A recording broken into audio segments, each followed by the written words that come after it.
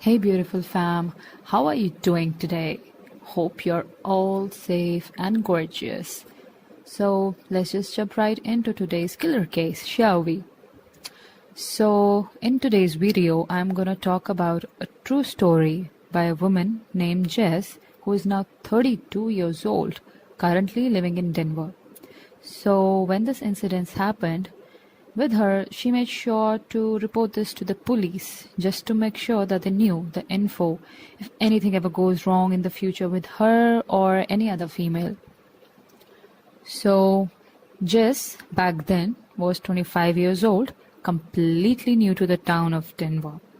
And she was trying to meet new people in this town. So, this led her to setting up a date with a guy whom she met online. They decided to meet up in a bar come restaurant area, something like that, and its name was Old Chicago, I believe. Now, this date of hers told her to order 2 shots of Fireball and wait for him, as he was supposedly running late for the date. But then, he just wasn't showing up as the time was passing by, and he kept texting her stuff like there is traffic, he's getting pulled over, and such other excuses as of why he was running late. So, as she was still waiting for this guy with these 2 Fireball shots still in front of her, this random guy approached Jess and sat beside her. Now, this guy started talking to her, and she told him that she was there waiting upon this dude who has probably stood her up. Now, this guy who just came randomly and sat beside her started to insist, as I shall rather say, persist her to let him buy her dinner and to make up for this guy who had stood her up. He was being so pushy with her, he was being unrelentingly pushing. While this was playing out, the bartender who worked there, named Johnny, noticed all this go on. Johnny had noticed this same behavior from this guy towards many other women, like a lot. He had observed that this guy would often or mostly go up to the woman sitting alone at the bar, waiting for other dates, who had stood them up and persist them to go out with him for drinks or so. But the most peculiar feature Johnny noted about this guy was that he would mostly go up to the women who had ordered Fireball shots, and also 2 of them. Johnny the bartender would tell in his interview that the bar was quite an open space, like he would be able to see all around the bar from his location. So that is why he had noticed this guy many times.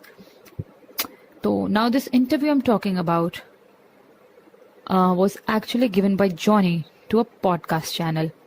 He and his wife are avid listeners of the podcast channel, and when this channel did a story about this case, Johnny was surprised as soon as he heard Jess's name being taken on this podcast, because Jess had shared her story about this guy and this weird incidents that happened with her on this specific podcast. So now, Johnny doesn't work for this Old Chicago bar cum restaurant anymore, and he has moved away from Denver. So after hearing Jess's name on the podcast, he rang them up and gave this interview to them that I'm talking about right now. He said that he got talking to Jess that night, and she told him about this guy who had stood her up after making her order 2 Fireball shots. Johnny, in the back of his mind, thought that this situation was very similar that he has noticed, but did not immediately think too much into it. But as soon as this dude, the same dude he has noticed around, came and sat beside Jess, he knew immediately what was happening. So he expressed his concern to another waitress named Morgan and said that they needed to intervene and warn Jess about this guy. Johnny remembers that he had noticed this dude keeping an eye on Jess as she walked in and ordered 2 fireball shots. So Morgan started lingering around Jess, waiting for any opportunity to get hold of Jess without the guy noticing her and tipping him off. At some point in time, Jazz decided to go up to the washroom and Morgan decided to go in after her to warn her about this guy. So she told Jess that this guy who was trying to pursue her to go out with him does this all the time around the bar. She expressed that she suspects this guy to make different girls come out at a specific location and makes them order fireballs while he is pretending to be running late and pretending to be some other guy, like he is just pretending to be some other dude texting the girls to be running late.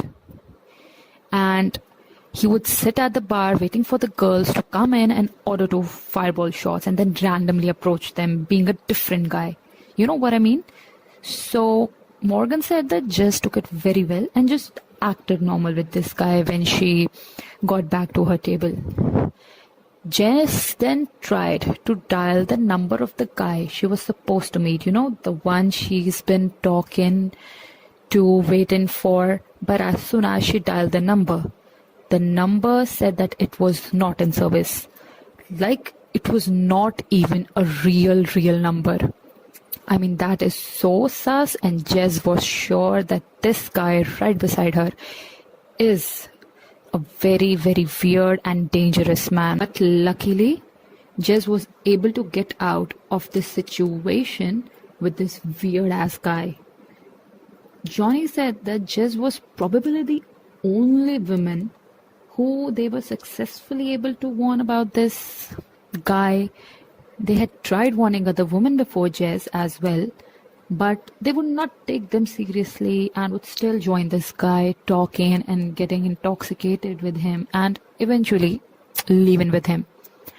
They have no idea what happened to those women or if they're safe or not or whatever.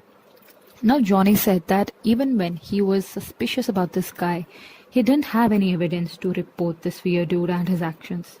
So after the incidents with Jess, Morgan said that she never saw this guy again in the bar.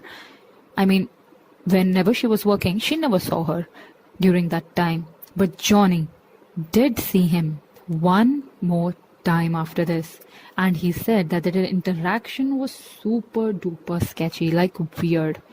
He remembers that this guy walked in just a few steps inside from the main door, made an eye contact with Johnny and turned around and just left. I mean, just left after giving him a stare, whatever.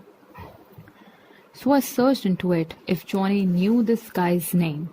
I actually was very curious if Johnny ever tried to know this guy's name, if he was so sus about him. I mean, you expect that from him. He's a bartender and he might have seen his name while he was cashing him via his credit card or whatever. An audio of Johnny addressing the situation.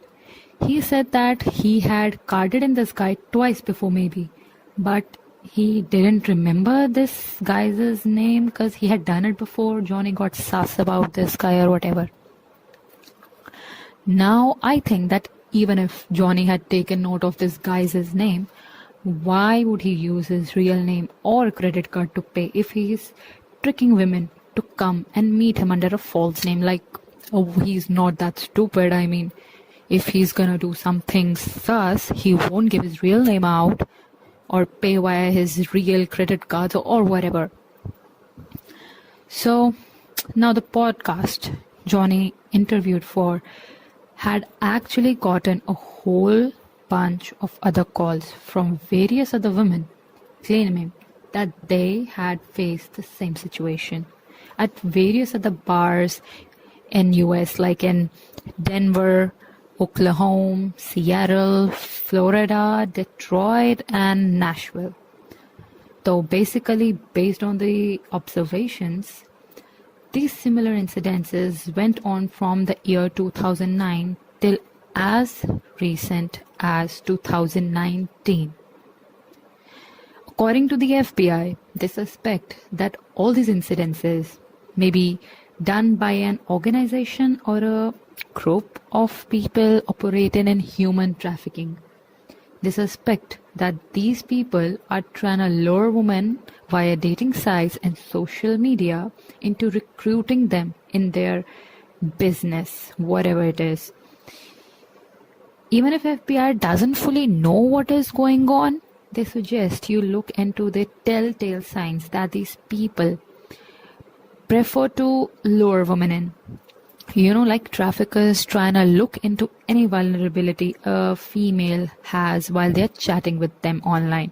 For example, if she's new to the area or if she's looking for friendship or companionship or whatever, they would try to exploit that vulnerability and exploit. So if you find yourself in any such situation, or if you face any suspicion about any man acting in a similar way or giving you the telltale signs, I suggest you report it by visiting on fbi.gov,